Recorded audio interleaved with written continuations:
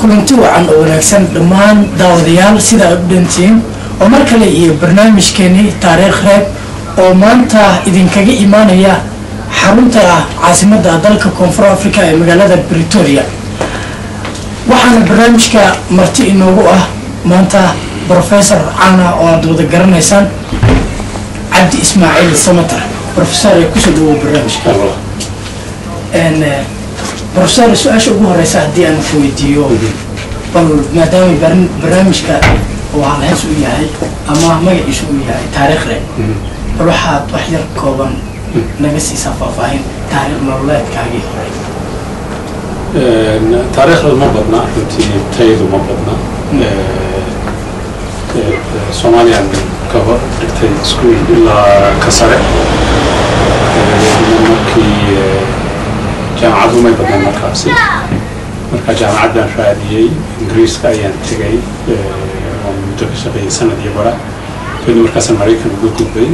halkaasaan jaamacadaha digriga hore iyo ka labaad iyo ka saddexaad ka qaatay sanadkii ugu dambeeyay markaan PhD la waday ayaa dabeedna shaqo soo baxday shaqadii baan u tartamay 154 qof baa shaqada u tartamay oo qataana nasiibkaygu iyo ilaahay gargaarkii aniga shaqadii kale imikana waxaan shaqaynayay 25 sannadood ee macalinka ahaa Mareykan. waan gartay marka Professor dadka inta badan waxay kugu tilmaamaan inaad tahay Professor Soomaaliyeed oo aad ugu weyn tahay Soomaalinimada. dhawaantan waxaa jiray Professor aad walaalatiin oo waxyaabo badan aad wadaagtaan sida aqoonta baridda jaamacadda iyo Soomaalinimada in yani uu sheegay inuu yani ka tana oo wax iska bedeleen Soomaalinimadii oo awal kora ku hamin jiray. أنتاسي عبد سمتر أهان أديك ملقبتها مسوح لنا سومالي ومد. وحوي هرتمان رجيسون ورركا لسوشي شيء اسمه أحمد ترانكي سومالي نمو هي كبح هذا اسمه سومالي دنا واحد مدة تكينو هذا الكا ما هو بصدعان وحبال يري وحبال سيري ولا سيري ولا سيري مركب وقدام بيس ما بقدر نسيب الحين يري. markaan arko ayaan ogaan doonaa waxay guntu tahay laakiinse annagu haddaan nahay xisbi baa lana dhahaa Hiil Qaran magaalada Muqdisho caasimad xaruntiisu tahay mabda'iisu yahay Soomaalinimo iyo Islaamnimo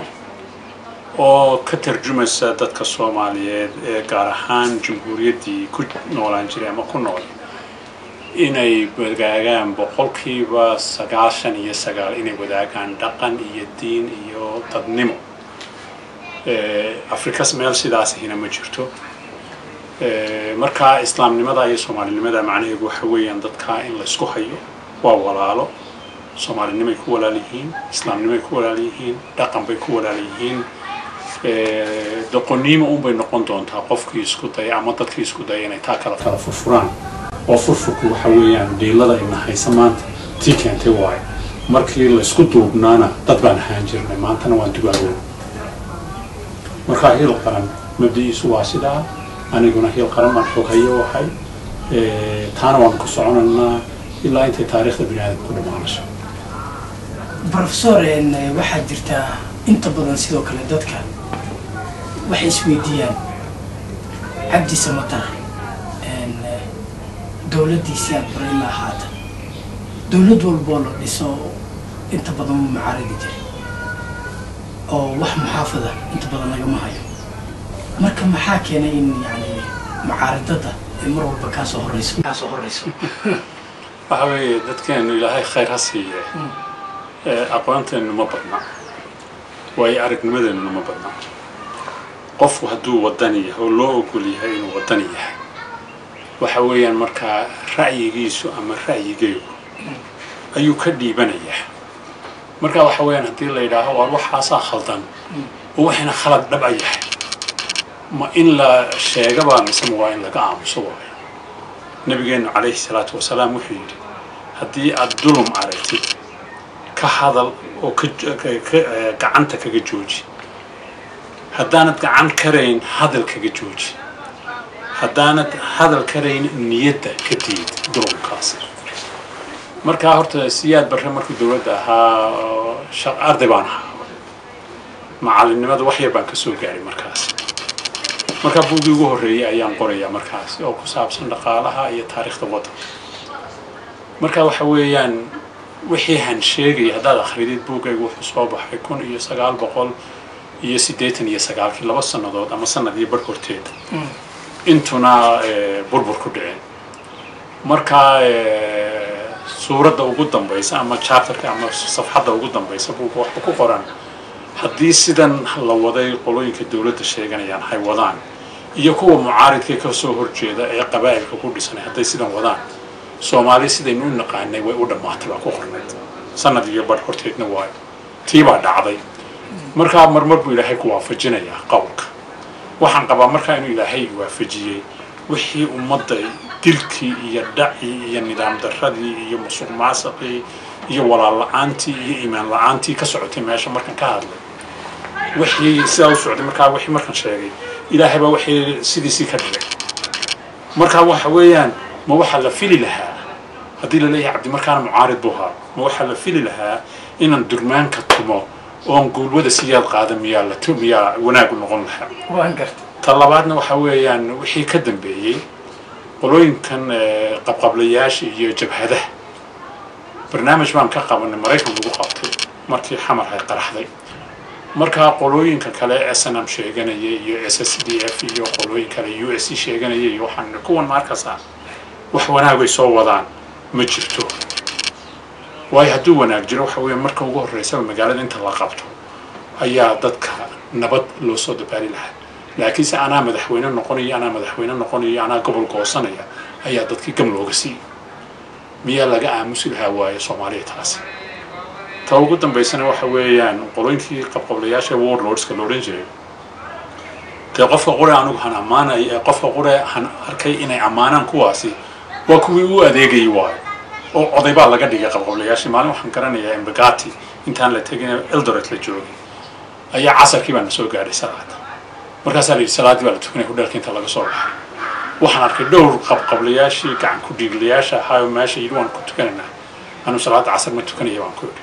waayo kuwaasi dadkii gumaaday lama tukan karo markaa qolooyin baa yidhi warday diinta ma ka baxsaa markaasaan ku yidhi anu diinteeda waan haystaa diintu waxay tiri ninka iska dhaaf muslimiin qof bini aadama dila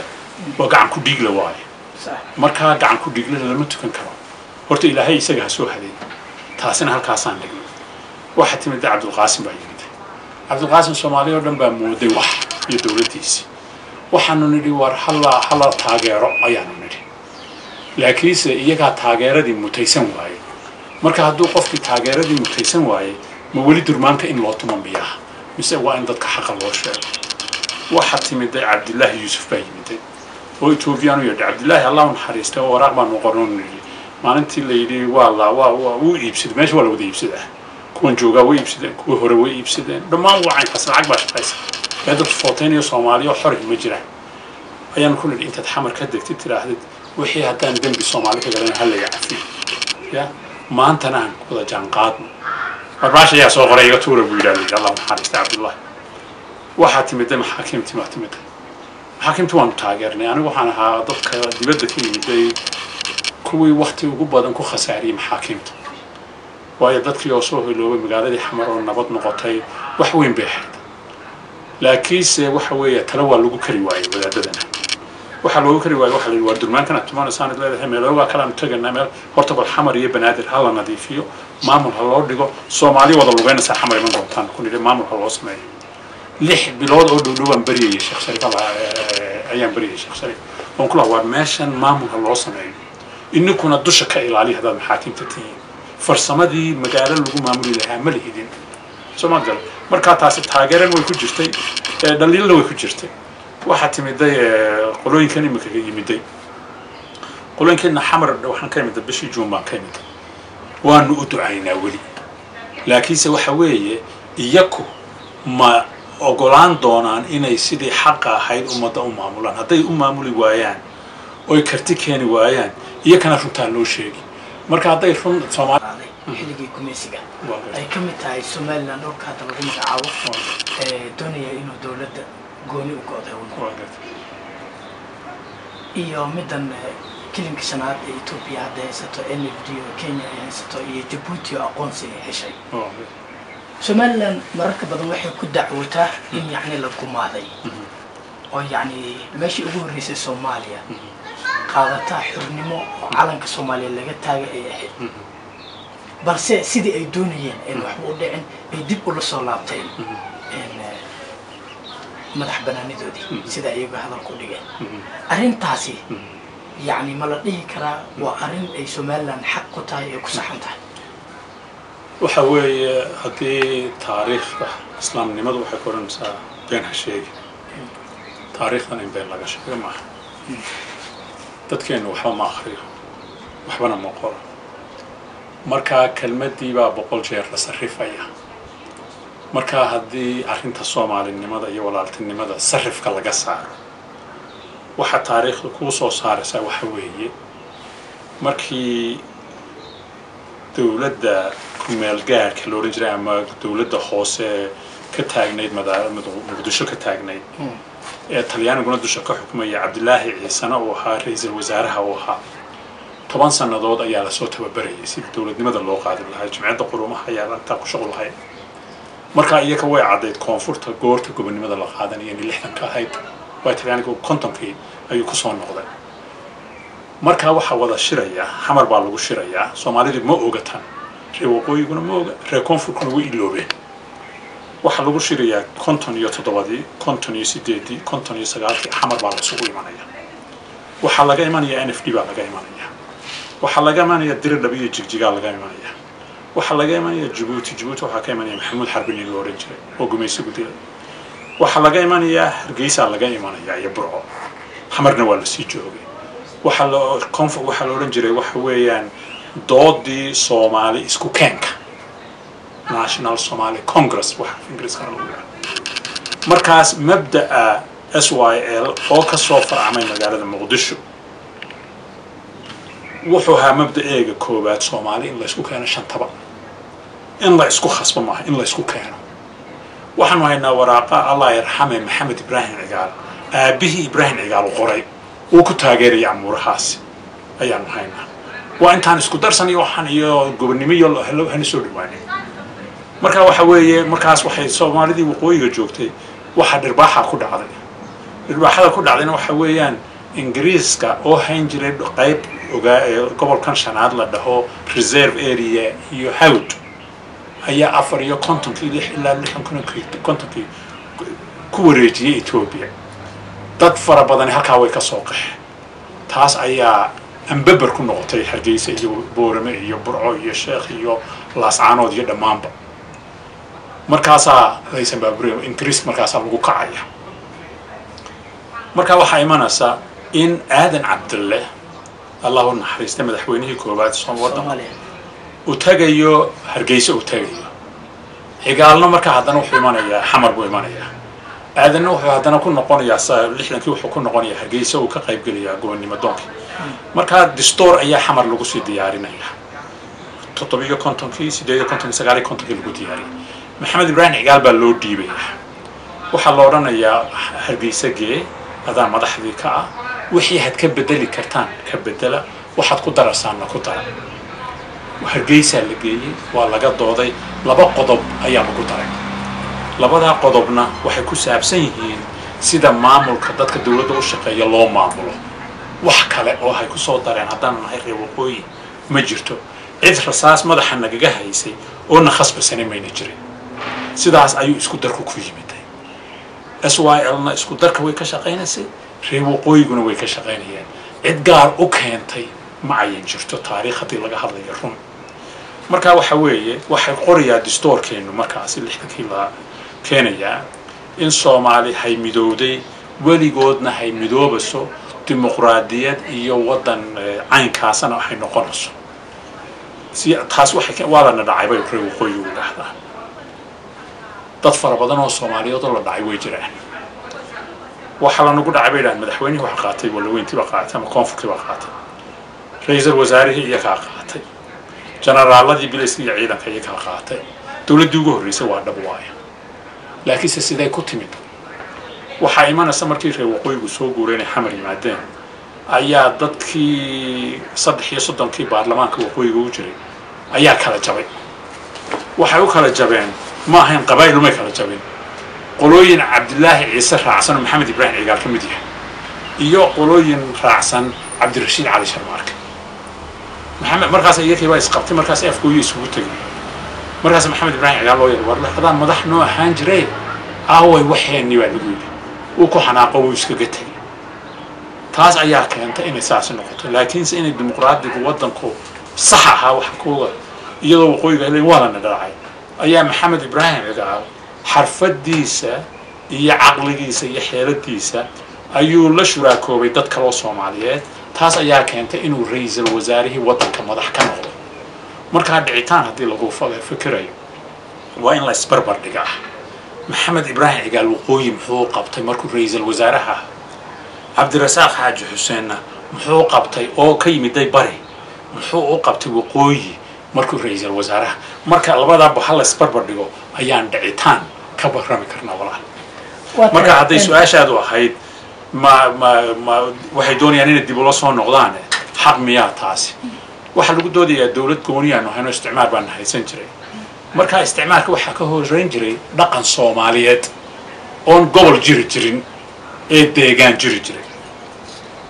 marka ma dhaqankii Soomaaliyeed waxa laga mutaysanayaa wixii isticmaalku keenay miyaa laga mutaysanayaa wixii isticmaalku keenayna waxa ka dambeeyay oo 59 ilaa 60 yimiday dad Soomaaliyeed oo waqooyi ah oo xor ah oo isticmaal iyo military khasbayn inay dood la galeen oo dhiig ismarsadeen dad Soomaaliyeed oo koonfur ka yimiday taasi miyaa laga mutaynayaa tii isticmaalku keenay walaal marka arrinta taariikhda hadii laga helo waxa weeyaan gobol iminka iska dhaaf waqooyi sodomeeya la mariyaa koonfur mid walba mid qabqablada doonaya inuu dadka masaakiinta waxiisa ku cuno win walbana waa lagu hoos baabay gobol caynkaasi ama qabiilaha ku dhisnaado ama ha ku dhisnaado wax hunguriga ku dhisnaadee Soomaali xabaal inuu ku rido mooyaane xal uma keenayaan qabaan markaas professor laakiin ma la dhihi karaa dawladda siyaad barwa dawladda badan baa ka dambeeyay ma jiro tan iyo markii Somaliland iyo Soomaaliya ay yani mid noqdeen madaxweyne gobolada waqooyi ka soo jeeda meeshii Somaliland leeyahay ee koonfurta ama Soomaaliya dhan madax u noqday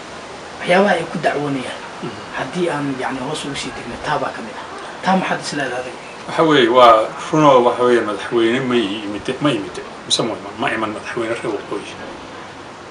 waddanka hadda dastuurkiisa Soomaalidu waxa weeyaan madaxweynaha wax walba u haystaan madaxweynaha markii dimuqraadiyadda lahaa waxa ka awood badnaa ra'iisul wasaaraha sidoo dastuurku qoray af ingiriiska waxa lagu yiraahdaa executive prime minister ayaa waxaan ku barbar dhigayaa Allah yarxamay maxamed ibraahim cigaal iyo Allah hadda iyo cabdirasaaq xaaji xuseen wali nool oo labadoodba ra'iisul wasaaraha ay waddanka taladooda gacanta ku ay madaxweynuhu saxiix u bula wax kala ma lahayn labada in la isbarbar dhigo laakiin sidoo kale dooda ka hor imanaysa waqooyi waxa weeye haddii aan doonano reer waqooyi haddaan nahay inaan ummadda u talino ya waxa weeyaan innakoo isku duuban oo mabda' Soomaalinimo iyo islaamnimo iyo gobol waqooyi la yiraahdo oo wada dadkooda siman yihiin isku duuban haddaan la nimaadno waxa ballana inaynu madax noqonano tan ku dambe aan kuugu daro kale waxa weeye waxa jiri jiray dawladda marka saa loo eego waagii dimuqraadiga 13 wasaaradood bay ahaan jirtay 13 ka wasaaradood mar 5 wasiir ee ugu awooda badan oo cabdirasaaq la shaqayn jiray waxaan reer waqooyi waxa uu ahaa waxaad ka soo qaadaa ra'iisul wasaare ku-xigeenka booni baa loo oran jiray reer boorama waxaad ka soo qaadaayo kale waxa weeyaan wasiirka khaarijiga nin uu nool yahay Axmed Yuusuf Ducaale la yiraahdo reer Gabiley magaaladan ka yimiday ayaa ra'iisul wasaaraha wasiirada maaliyadda awil baaha oo reer Buraaha ka informationka bookax oo reer Arigaaba ayaa 5 wasiir bay ahaayeen waddankana sidoo dadku kala deganaa waaga boqolkiiba su'aal dhanka kale haddaan ku weydiiyo dhawaantan dowladda Soomaaliya ka baxday dhawaan milgaarnimada waxaa jira murana ka dhaxeeya oo ah dowladda iyo dad kale oo mucaarada oo koonfurta oo ka dhex taagnaa sida goboleysiga oo kale haddii aan ku qeexo maamul goboleedka Jubbaland baa soo baxay dowladdana way ayiday oo way diiday qaarkood kuwa kalena waa lagu dhawaaqay arrinta dastuurka Soomaaliya la ansixiyay roadmap-kan uu ku jiro iyo maxallahay dowlad goboleedyada maxaa ra'yiga adiga aad ka qabtaa waxa weeye horta dastuurkan la sheegaya mid Soomaali intay soo samaysatay dadkii loo bandhigay inta la dhacsiiyay wuxuu macnihiisu yahay oo dabadeedna dadkii ay u footeeyeen ma jiro marka haddii gobollo la samaynayo waa intaa lala sugaa waayo markuu dastuurka dadku ansixiyo dastuur aan ansixayn oon weli xalaal ahayn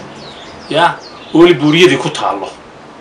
in la yidhaahdo dadkaa lagu xukumayaa oo si rasmi ahaan loogu xukumayaa aqoon darrada iyo maskax la'aanta meesha taala ayay ka mid tahay taasi waa ta koowaad ee dastuurka tan kale gobolladana waxa weeyaan meeshii nabada in nabadda lagu hayo waayo yaa dowladda dhexena nabadda hay ayido kuwa deganna nabadda hay ayidaan oo dabeedna qorshuhu noqdo marka dastuurka dadka laga dhaadhiciyo ay dadku u codeeyaan ayay keeni doontaa in markaa la yidhaaho imsa gobol ayaa inoo deeqa run haddii la sheegayo madaxweynuhuna gef buu galay qolooyinka qabqablayaasha jooga Jubbana Kismaayona gef bay galeen labaduba Soomaali hay ka galeen madaxweynuhu gef u galayaa waxa weeye intuu hadlay ayuu Kismaayo yidhi dib ha loo dhigo beledweyn buu tagay oo Soomaalidu ku xisaabinayso madaxweyne Xasan inuu reerka ka tirsan yahay markaasuu yidhi ha la socdo reer Kismaayo markaa way xanaaqeen waxay meesha qabyaalad ayaa ku jirta madaxweyne waxa laga yaabaa inuuna gef u samayn kas inuuna taa u samayn laakiinse inay gef tahay waa wax cad weeyaan halkana ninhan saaxiib ahaan jirnay oo macallin ahaan jiray imika macallin maaha oo gaanti la dhaho ayaa horta ololaha waday dowladda Kenyana dabada ayay kaga jirtaa oo dhul Soomaaliyeed ayaaba la doonayaa in lala wareego markaan run isku sheegno oo la leeyahay khayraad baa ku jira ama kalluun far badan ayaa ku jira marka waxa weeye dadka gobolka degan oo Soomaali fara badan ah oo reer gaar ahayn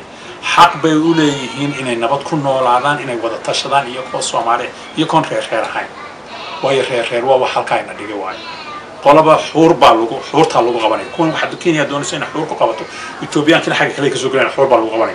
waqooyiga xuur baa lagu haystaa bariga xuur baa lagu haystaa kuwii bartamaha jooga xuur baa lagu haystaa mid walba waxa leeyahay cadaabka kale ka wanaagsan markaas madaxa loo salaaxaya doqonnimada Soomaalidu halkii gaadhay markaas isaga shaarkii ka weynaanayaan anuun baa talin kara hadda dabadana waa laga wataa kii kala lagu garaacayaa Soomaaliga laakiin maxaa u diiday inay Soomaali way isjir ogoshahay way is ur ogoshahay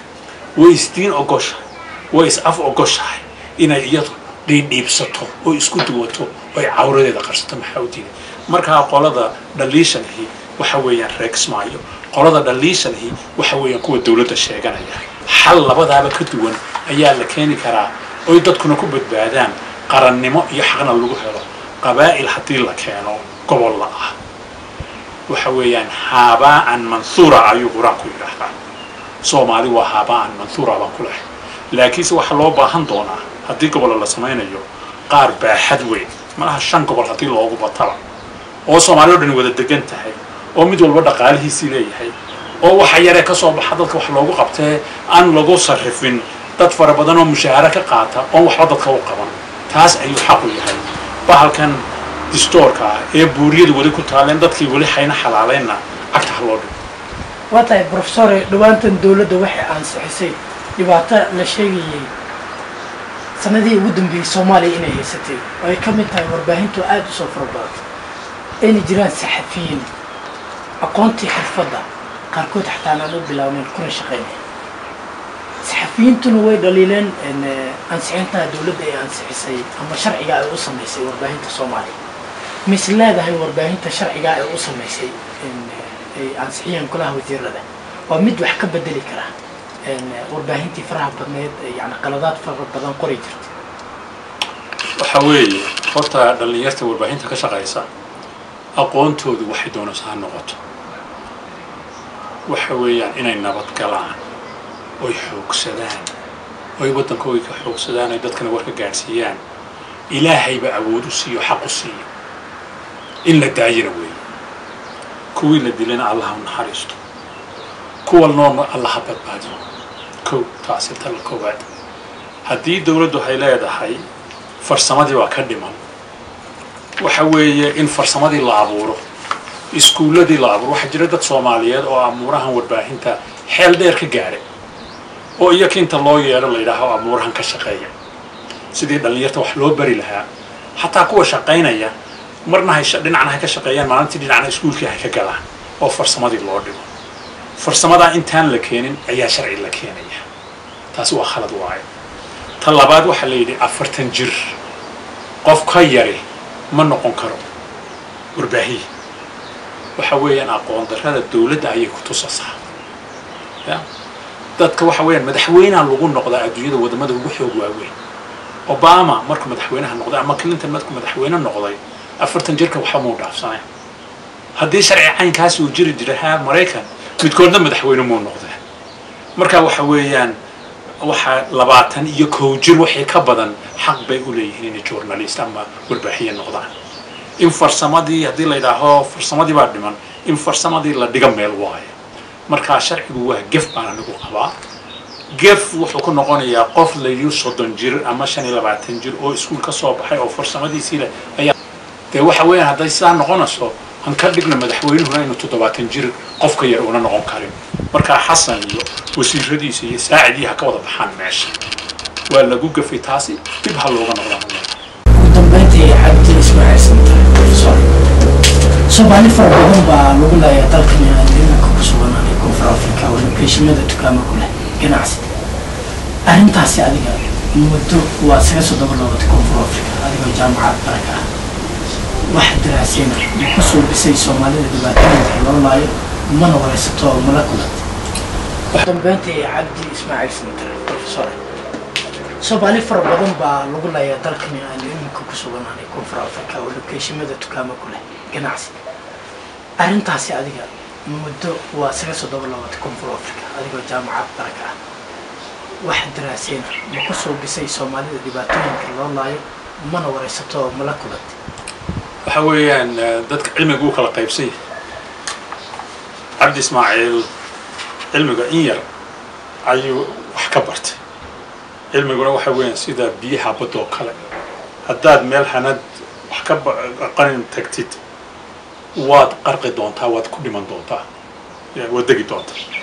markaa qaybaha anigu wax kama baro in fact waxa ka islaantayda ayaa wax ka qorta qaybahaas markaa maalin kale islaanta waraysta professor cawa ayaa la dhahaa laakiinse intan aqoontaydu tahay waxa weeye waddankan dadka madow ee ku noole la waddankan afrikaanka dhib xoog leh ayaa 400 sannadood haysatay oo la garaacayay la jibdilayay dhulkii laga boobay aan loo ogolayn inay dad yihiin haddii carruurta wax la barayo wax la barayaan ay noqon lahaayeen sidii khaadimiin caddaanka ay ugu noqon lahaayeen markaasaa hogag lagu wada xidhay markaasi waxaad arkaysaa waddankan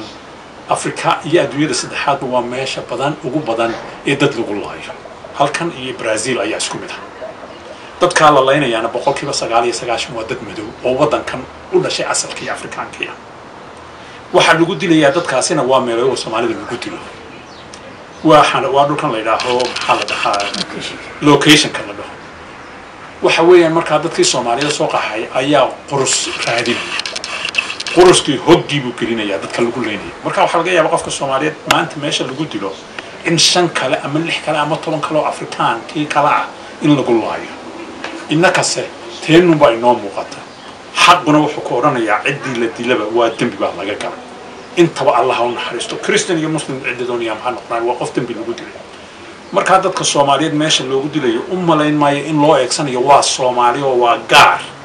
way haday sidaa tahay waxa la badbaadin lahaa kuwan hareerahooga lagu dilayo ee dadkii waddankan ahaa ayaa la warkan waa zuulaheeni kana waa koosaheeda iyo innaka inoo daayo ilaahiyitaan soo dilin ayaa loo dhan lahaa markaa dhibaato waddanka oo dhan saamaysay ayay soomaalidu ku dhex dhacaysaa